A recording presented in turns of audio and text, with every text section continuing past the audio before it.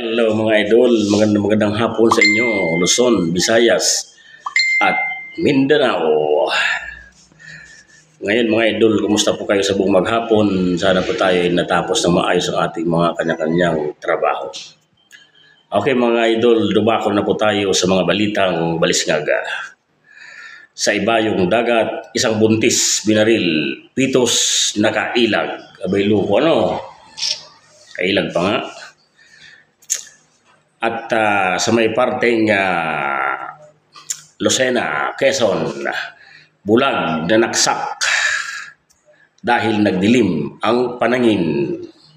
Niloko din nagdilim pa ang paningin, bulag na nga. Lumako na tayo mga idol sa mga kasabihan. Walang umaani ng tuwa nang hindi sa hirap nagmula. Okay, tama naman. Ang sumunod mga idol ay ang taong walang tiyaga ay walang yamang mapapala. Okay, back to studio mga idol.